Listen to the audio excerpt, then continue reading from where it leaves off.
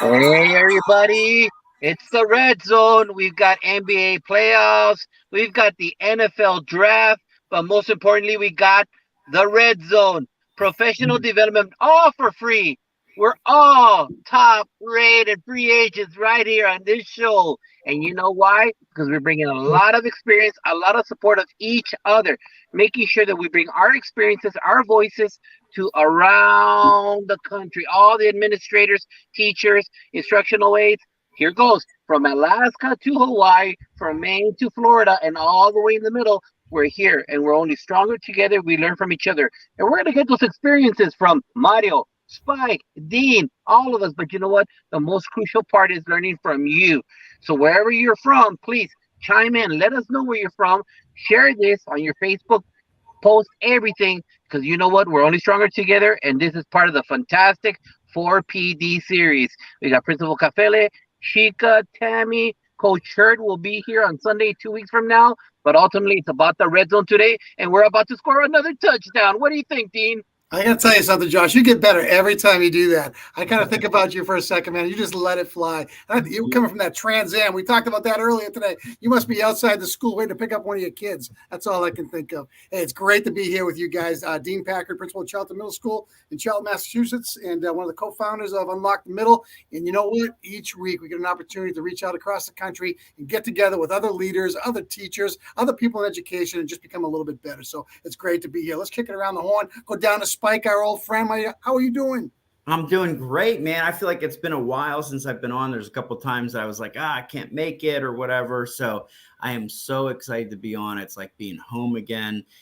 I told you guys too, like, even though the Sixers are playing right now, they're up big, which is good because I'm a South Jersey guy and we love Philly sports. But I'm spending it with you all. And just like Josh says, like, I want to learn from you all and I want to learn from everybody else. So things are going well. I am, the principal of Lakeside Middle School in Millville, New Jersey. We are like really turning the corner. We have just a few short weeks left, in the school year, and we're super excited about, finishing strong. And I'm just so excited to be back. So it's so good to see you guys, and let's do this. Spike, I follow you and I get all your things you put out your blog, and I look at that and I just say, there's a guy who stays ahead of the curve and making sure the people in his learning community are on top of things. So you do a great job, and it's always great to have you with us. Thanks. Mario, welcome to our show, man. And I tell you, I had a chance to meet you a little bit before in our pregame, but I heard a lot of great things from Josh about what you were doing when you were a principal. Why don't you talk a little bit about that and what you're doing now? Awesome. Well, I'll tell you what, man, I don't know if I can match this energy. You guys are just jumping on in there. So that's exciting. Again, my name is Mario Lane, and I've been a principal for 10 years. But now my role is Director of Strategic Partnerships with a firm called Engage to Learn. And our goal is to make the neighborhood public school the first choice for families. And so we want to make sure that we're supporting the development and the coaching and the impact for students as we work with educators, we work with leaders, we work with school districts to do strategic planning. So, but love my role as a principal. I've been a middle school principal for I believe 3 years. I was a high school principal for 6 years. So I got a chance to really see from 6 through 12. And I know a lot of times middle could be 7, 8. Middle could be 6, 7, 8. Ninth graders show up, and guess what? You think they're still in middle school. So, sometimes middle might be 6 through 10, brother. So I'm excited to be here and learn from you guys and sharing the expertise.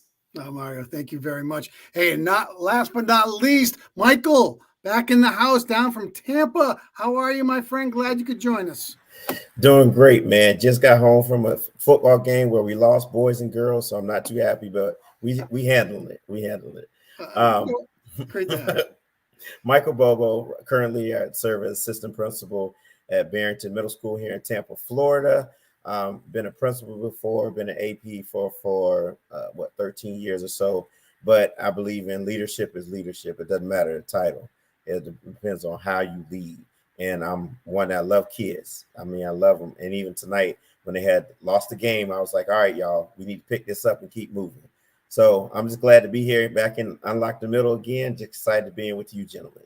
That's great to have you. You know, you talk about the one thing that always stays constant is the kids. They obviously they care if they win or lose, but if they see a teacher, a principal, or someone from their educational setting at the game watching them, that makes all the difference in the world. And sometimes people don't forget, they don't realize that. And whether that's they're in a course or whether they're on the stage, whatever they do, if you take the time to be there, it's going to come back to you 100 times over again from that relationship standpoint. Hey, we're all in the same place right now. We are entering the final curve of our journey this year. We're in the midst of state testing. We're in the midst of end of our budgets. We're looking at staffing for next year and what that means. Let's talk about how we're going to navigate the next 60 days or so as we close out our school year. And why don't we start that off with Josh? And, what's going on up down in Texas right now? What are the biggest challenges? And how are you moving forward? I don't know about the timelines in different parts of the country right now, but for us, I would infer that all of us are going through the state testing. Got that also. But as administrators, that we're also finishing off our teacher evaluations.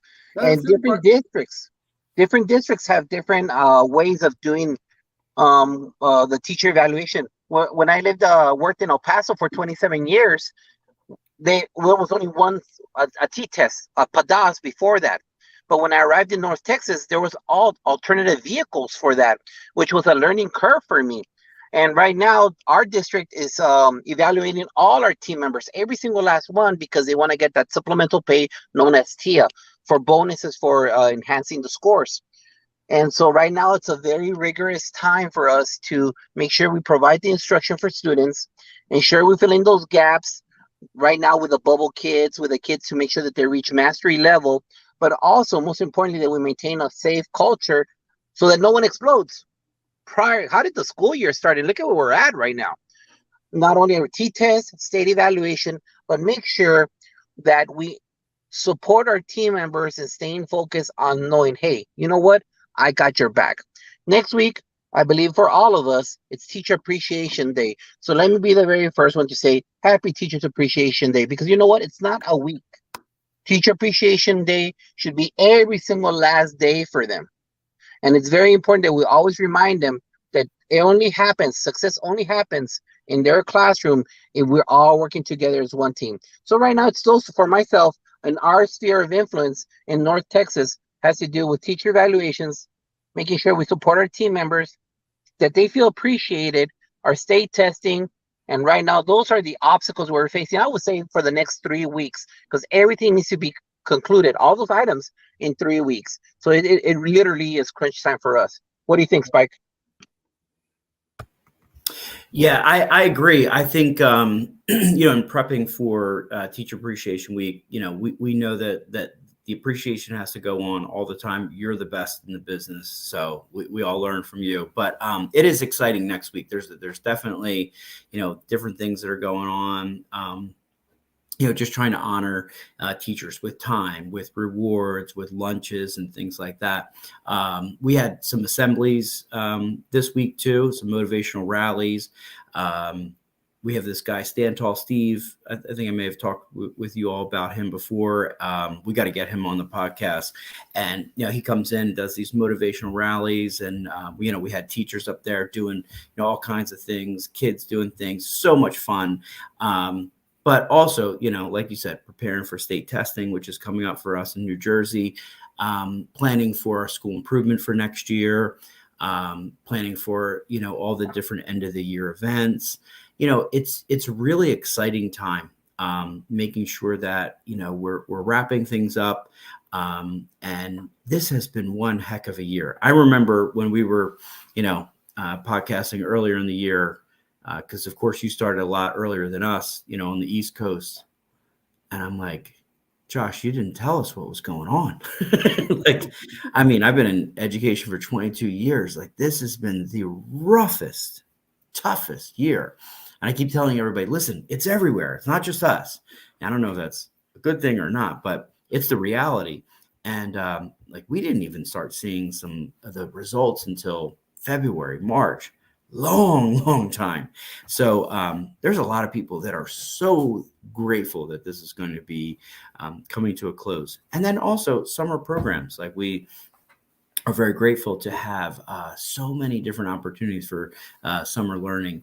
And so we're planning for that and, trying to plan for next year. So let's finish strong. Let's run through the tape. That's what I always say. I'm glad you said that. And before we go down to Michael, and our last day is June 16th, and that push is just it's going to come very quickly. But Spike, as to your words, it has been a crazy year, and and I'm talking to teachers about the handbook and making changes, and I'm going stop. We have been ultra creative with helping kids re-regulate themselves, because we're not going to suspend every kid that does something naughty right now. This is going to take some time. We can look at that as we come back into school next year and get back on our feet to where we once were. But there was nothing normal about this year either. We have a much better shot at looking at in August when we come back to make sure everything's calibrated and aligned. So, in my opinion, at least, I'm sure you guys probably agree in the same token. Michael, let's go down to you. So I'm agreeing with you, gentlemen. I think it's about time to celebrate. I talked on a podcast, I think about a month and a half ago with AJ and them. And I said, man, we need to start celebrating what we've gotten done. No matter what test scores say, man, we made it through this year and it's been a rough year. So that's what we've been doing at the school, is really celebrating not only our teachers, but our students any way that we can. We all have a lot of programs at the end of the year, awards, assemblies, stuff like that. That's what I really look forward to, because it celebrates our students, and that's what we're there for. But now we have also time to celebrate our community, because it's not just our school that needs us, but it's our community because of what's been going on the last 2 years. We need to make sure that they understand that we're still going to be there for them, with them, through it all. It doesn't matter. And, even in our state and our district, we go through some wild things. They're signing different things, and it's whatever. We always go through wild things in education. When does it not happen? But what we need to do is continue to celebrate. So that's what we've been focusing on. And I know this summer, we still have summer school and all those programs. But I'm with you, Dean. I'm like, we don't need to look at the handbook or nothing else until we can do that in like July. We get out May 27th. So we'll have a whole month. Y'all go and chill out. Like, go enjoy your family, go to the beach, do something. And we'll just get together in July sometime and talk about some other things. But I think we just really need to celebrate what we've been doing this year, because we've done a lot and we've accomplished a lot this year. Yeah. Well, one of the problems with the handbook is that it needs to be approved by school committee before we end the school year. So we do have to have those conversations, but we have to keep it as simple as we possibly can. Speaking about strategic planning and looking at that map that has to be created, let's go up to Mario for a second. So who did his moonlighting as a principal, now is working more in a consultant field. So he's going to offer a different lens on this. Well, actually, I was going to say the great thing about being a consultant is that you get to see people from across the country, right? And so, Spike, let me just give you some good news. Everyone's dealing with the same issues, okay? Everyone's having the same struggle. It is not unique to any part of the country. I think one of the things that we theorized was this. I'm used to working in school districts that are 96, 97% free and reduced lunch, right? But being an educator, you have a fairly decent standard of living. So in the summers, we would just go to our respective places, recharge, and then we're coming back to deal with the kids that are bringing the trauma from the communities they're in. That's different with COVID, though. COVID hit everybody, right? And so I don't think teachers have ever come with the same trauma the kids are coming in back into schools with. And that's a different ballgame, right? And so that's one of the reasons why we theorize that our teachers are so drained. It's different. It's different. We get to go recharge and come back and try to fight for those kids on those kids' behalf in those communities. But this time, we're all bringing the trauma from COVID. So everyone's trying to figure that out. I may be the only contrarian in this regard, because as I work with principals, this is a tough time of year because they're actually having kind of like both a foot in this year and a foot in next year. And most principals I'm talking to, they're excited about this year, but man, they're like super excited about next year. And they are already having those conversations, not with the entire staff, right? But with their leadership teams, with their admin teams. They're already looking at things that they can put in place because of the uncertainty of, at least in Texas, wear masks, don't wear masks, start, stop. School's going to start then, late start. Because of all those things, people didn't get to put certain systems in place right from the jump. So folks are already kind of 1 foot in this year and 1 foot in next year, and thinking about what things can we do right from the start, right from the beginning, to make sure we have those systems in place to be successful. And those systems are ever so important as you begin to look at what those future steps are going to be all about. So you talk about celebrating, okay? And Spike, you made it very clear that Josh is one of the best in the business. And you know what? With Teacher Appreciation Week coming up, it is something we have to be cognizant of. We want to make sure that we recognize not only the great things that go on in the classroom, but the great things that go on every single day in our schools. So let's just talk a little bit about, how you're marketing out those types of things and how you're keeping that positivity in the within the school walls and beyond within your learning community. So why don't we start off with Josh with that?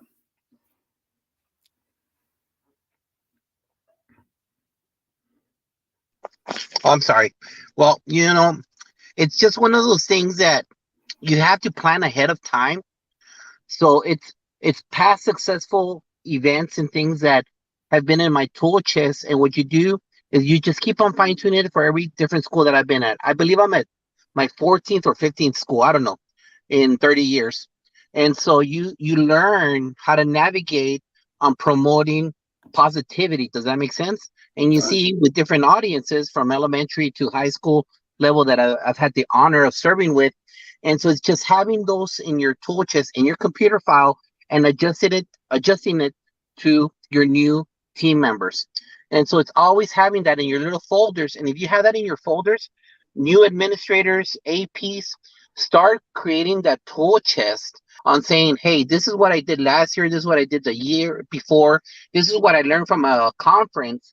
And you start creating your files for a daily celebration, for Teacher Appreciation Week, Counselors Week, whatever it might be. And you just got to have that file, ongoing file, whatever your system is. Look, I'm still a yellow pad guy. I'm not going to change, all right? I'm sorry. That's what's made me successful. And I'm too old to be changing certain things. But I have all those things in my little file saying, this is what I do. This is what I do on a daily situation. And as you follow our campus Twitter and all the other social media, we have specific patterns of behavior for celebration. Something on a Monday, something on a Wednesday, something on a Friday. Because like I said, my total belief as a support staff, that's what I consider myself, a support staff member for our team members, is to always have that constant, I got your back. This is what it is. And it doesn't have to be extravagant. It doesn't have to break the bank. You don't have to max out your credit cards. It's something to just say, I value you. And you just don't leave in their boxes. You take it to them.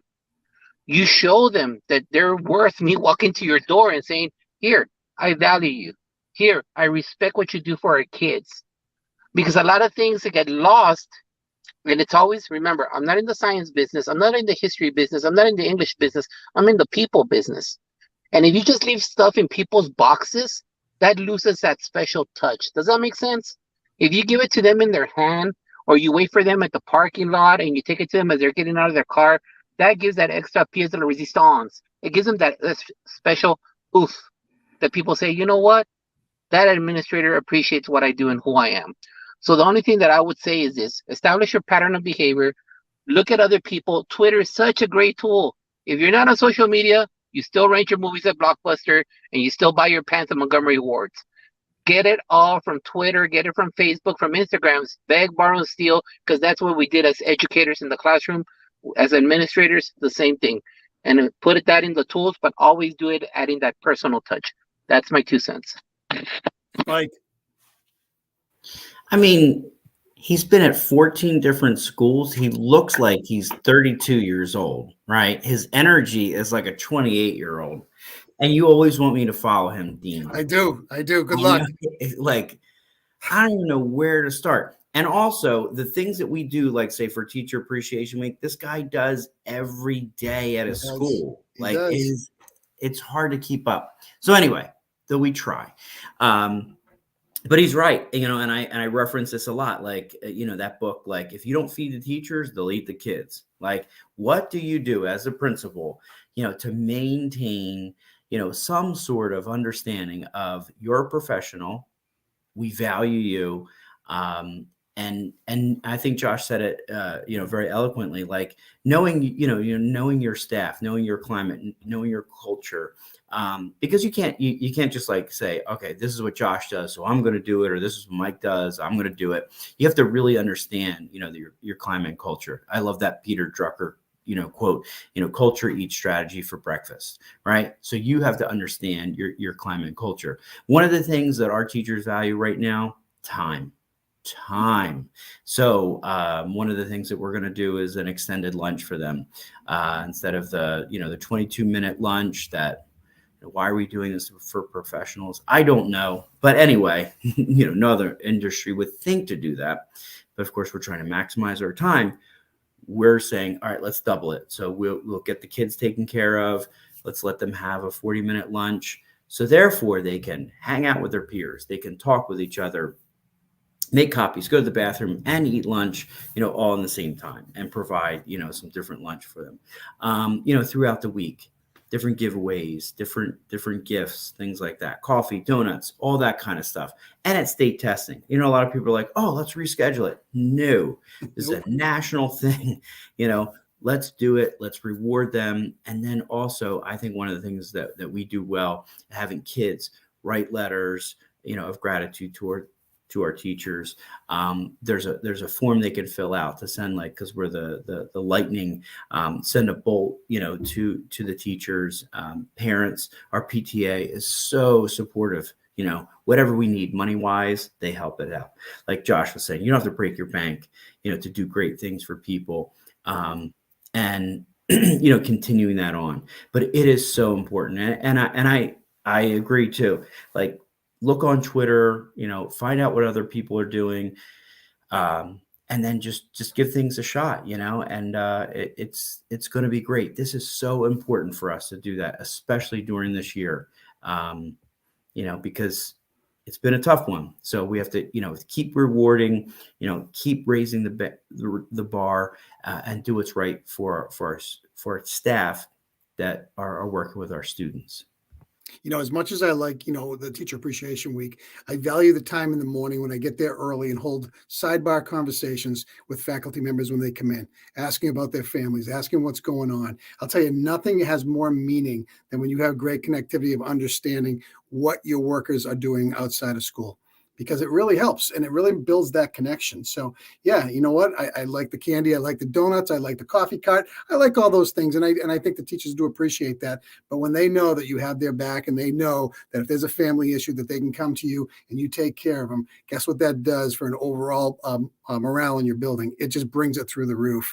And so that's when you pull together and really, really create something special. Michael, down in Tampa. So I'm going to touch on three things real quick. First thing, Dean, what you said, I love that morning time also, when you're able just to have that conversation with the teachers, and they love it, especially this COVID year with everything happening and everybody kind of dealing with everything. That's a real stress reliever to know that the leaders in the building understand what they're going through. Number two, it was Spike mentioned about knowing your culture and know what your teachers love. My teachers love coffee. So every Friday we have like a coffee cart. If administration does it, or if Avid does it, we go around there with a coffee cart to each classroom, and it's donuts, everything, especially coffee. Man, they eat that alive, and us bringing it to them makes them feel like they're just like king and queens of the world.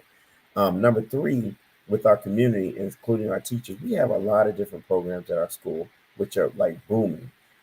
We have Future Farmers of America. Then our chorus has boys and girls chorus, which is booming. Our band has different advanced band, jazz band, all these bands, stuff like that. Our agriculture department actually has cows and pigs and stuff that I don't even touch. I ain't even messing with. And they also grow cabbage and collard greens and all this stuff. And I'm like, oh my goodness, these kids are doing this. So of course, at the end of the year, they have their big banquets and things of that nature, which is excellent for the kids. But guess what is better? The parents come in and they get to see their kids shine, and they get to talk about all these state awards that they get. And they get to sit down and talk to you and say, hey, Mr. Bobo, I appreciate you even They're spending time doing this, and it's not about me, but their child is sitting there gleaming because the parent and their parent at school is actually talking to each other and praising them for what they're doing. So that within itself, I know, is huge for our community because they're able to see their students shine or their child shine. So those are the three things that I kind of wanted to touch on. Good stuff. Mario. Absolutely. And one of our favorite things to do on Teacher Appreciation Week was bingo. We gave everyone a bingo card, and during passing period, so as not to interrupt instruction, we would call a few numbers. And so teachers were like listening diligently, and we had prizes for them that, got bingo, whatever the case may be. And then by the end of the day, I'm trying to see who can fill up their entire card. I literally had 3 or 4 teachers standing in the front office, like waiting on the numbers as I was calling them over the announcements, just to win some Chick-fil-A cards. It was hilarious. They also love the Coke floats. We walk around with the ice cream, scoop it out. They love the Coke float. But the bingo was something that I always remember that they were really engaged in. But to your point, it's all about the authenticity of it, right? Because a lot of those things are very extrinsic in terms of their value for teachers. How can you make that personal connection? One of the things that we really talked about this past year is a tenet that's even present in my current role is called Better Together, right? I really believe that morale is everyone's responsibility, right? There's only one principal, 3 or 4 assistant principals at that, right? 5 people can't impact the culture, right? Everyone's responsibility is to impact the culture in a positive way. So there was a thing that we did where we started allowing teachers to recognize each other. And so we had this reef that basically a teacher would recognize another teacher for something great they were doing. They would hang that reef on their door, and they would put something personal on that reef, and then they would find the next person and recognize them via email or at a faculty meeting or whatever. And we really saw a lot of traction in that because people were excited not just to get recognition from their administrators, but the fact that they were being recognized from their peers. So those are some of the things we try to do all year long as well, because that authenticity was real big, especially in our community. So I'm going to take this last turn here, and I'm going to say, what are you doing to celebrate with your community the good things that are happening in your schools? Now, Spike, I know that you get out your the Lightning Express or something of that nature, but how are you encapsulating the great things, that message, that your why within that building out into your learning communities and feed them and just say, this is why we do what we do? What's that like? Why don't we start with you, Spike? Thanks, Dean. And I try to include you guys, and tag you on that. I love that, man. I love reading it. It's good stuff. I appreciate it. And it's all, that's Todd Whitaker stuff from, old school, Monday memos, Friday focus, whatever. So you basically just take all the good things that are going on, pictures, text and things like that. I just used a blog because it was just easier, than updating the website. But it's like, what I say to the staff every week is like, you can, I can't be everywhere, but like as many places I will be, I can do it myself. But yeah, every Sunday I sit there for about an hour and a half and just kind of like call all the things that have been going on this past week and try to highlight those things, the student engagement, the projects, the accomplishments, even sometimes like the accomplishments that are going on outside of school. And tell that story. We share it on Facebook and Twitter, and through our email system and whatnot, so that people are engaged. Because, when kids go home, we know that. What'd you guys do in school today? Well, nothing. They don't remember anything. And I love that quote from Eric Scheninger. If you don't tell your story, who will? Right. The paper, and all that stuff. They're just not coming every week. They're not coming every month anymore, So you've got to, and I believe as the principal, you have to be the storyteller in chief. So it's really important, to highlight those things. And I continue to do that throughout the year. So I do that every week. But I even say to the teachers, if you're not telling your story, who is? You've got to tell your story. We've got a lot of good things going on, and I'm a firm believer in gratitude. thank you. We've got to get more thanks out. It's so easy to write a card. It's so easy to, send a message to parents, to the community, to thank them for the things that are going on. Because, we live in society right now where everything is judged, and there's a lot of, there's the blessings of social media, and then there's the challenges. So I think, by telling your story, getting out there, in the community, supporting the things that are going on, and then also being thankful for the things that we have. It's powerful.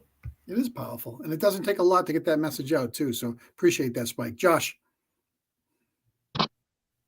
I can't add more than what Spike just said. I mean, it's crucial that the person that sits in our chair is the focal voice of all the success, because it takes little versions, little success that even kids see. I think that that's what helped us out at my former campus, and even at this campus now, is that kids did not believe. They would used to say the moniker was, "Oh, we're only this school. We're below the freeway. Oh, we're only this." No, on the contrary, look at what you are. Look at how many of you have reached mastery on the EOC. Look at how many of you have increased. I call them the gut kids, those kids that went from 76 to a 79, the ones that went from a 76 to an 81. We forget those kids, and those are the ones that are the majority. We need to acknowledge those kids in the middle, because 6 points is a lot for some of them. And we need to make sure that we say, hey, look at all the successes that are going on. Our teachers, our team members that are doing the success of raising kids' scores, improving the attendance.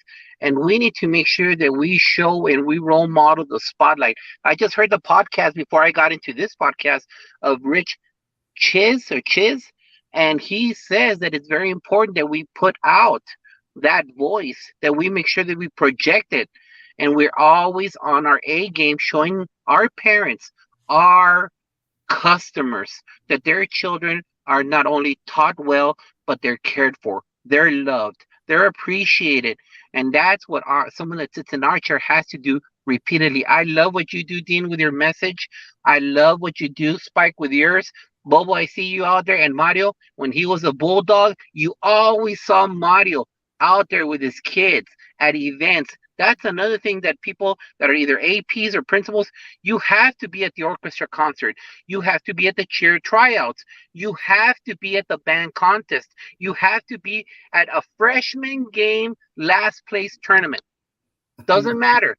You have to make sure that you meet the needs of the parents at every single last level. You're just not there for the football game, varsity game. You're there for all your kids. And if you really mean all, then that means you go to the chess club if you got a chess club. You go to Vex Robotics, you go to Vex Robotics. Because all those parents need to see that you love their kid, and you know what's going to happen? They're going to love you. And you're promoting all the positivity that's out there. So if you're an administrator and you don't go to those things, tisk, shame on you. You're not promoting climate and culture. And if it's a burden for you, that you complain, oh, I got soccer duty. Oh, I got to go do this. And you know what? Get out of the chair. Get out of the chair. You're not meant to help kids. And that's a reality, because I'm tired of hearing APs and principals complain, oh, I got to go do this. Hey, you know what? You asked for the job. You wish your superintendent called you for another interview. You wanted that chair. So that means that you have to be there for all the kids. And that's how you connect with your community, by being visible and those parents knowing that you love their children. Mario, you're next. I'm saving Michael for last. Mario, you're up. I don't know how to follow that. that scathing rendition of what needs to occur as an administrator. I think that was fantastic, Josh. I think it's also important for administrators to remember that, at least in the communities I've served, again, very high free and reduced lunch numbers, we're sometimes the only beacon of hope, right? In situations where people feel hopeless. And it's really tough to shift people's mindsets where hopelessness has taken hold and taken a grip. And so you absolutely have to be where they are, spreading the good news and the good word that what their perceptions were of that middle school, of that high school, is not what is really happening. And so, man, I definitely wanted to use social media as much as I could, use Twitter, use Facebook, putting those great things out there. We also created some postcards because postcards are cheaper than mailers. So we had some postcards with some great images of our kids. And like we had, if we had culinary arts program, we had a picture of the culinary arts program. If we had JRTC program, we had a picture of JRTC band, cheerleading. And we had those pictures on the back of the postcards. We would ask teachers to send out, 2 or 3 positive postcards a week. So that we can get not only the message of, hey, we appreciate you as a student, but look at the great things that are going on at our school at the same time, right?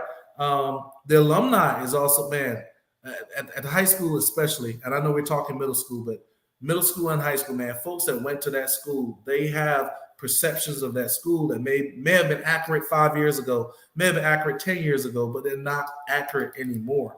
And so what I started trying to do is tap into those alumni groups. And I would have quarterly meetings with the alumni, tell them about what was really going on in the school so that you can help paint that picture. Spike's so right.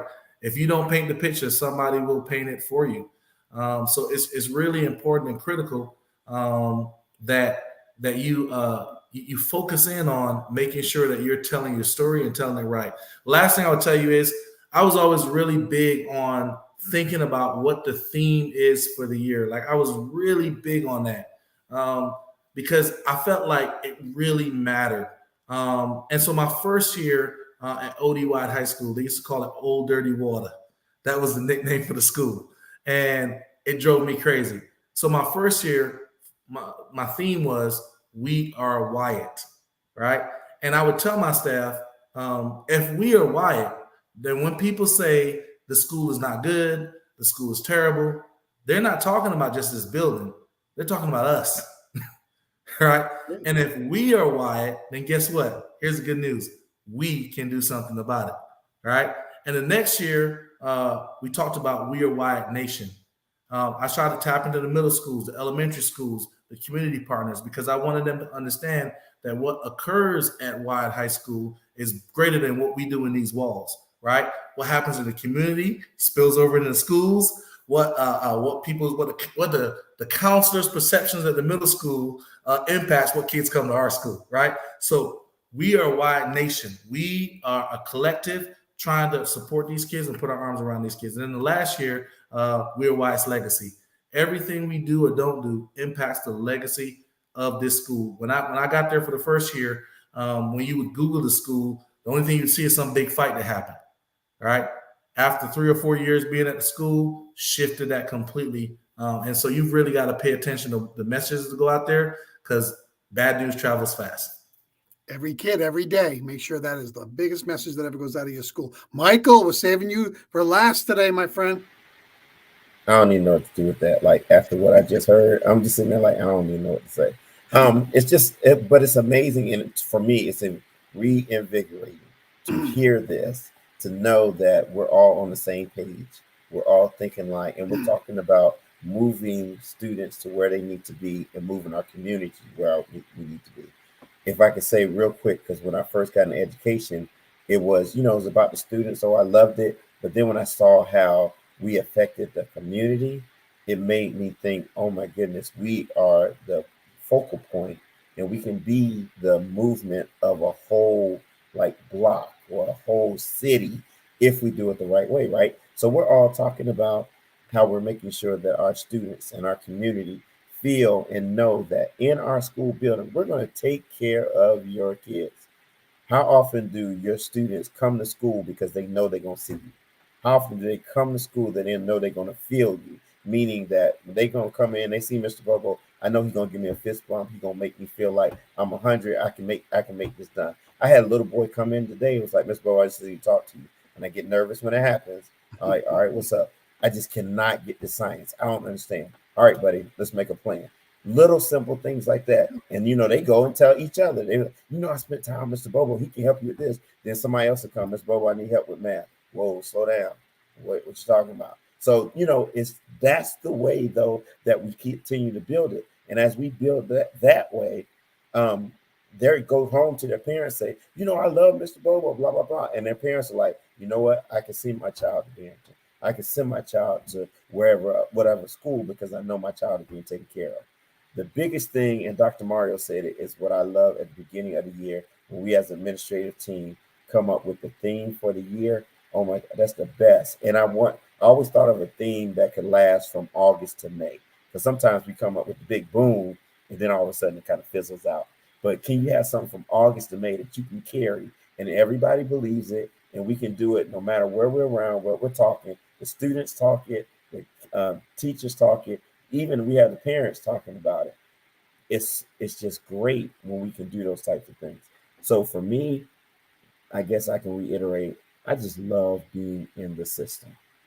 Being in the system, being able to encourage our students to let them know, you know what, this is not it. Especially in middle school, they go through all these emotions and all these kind of things.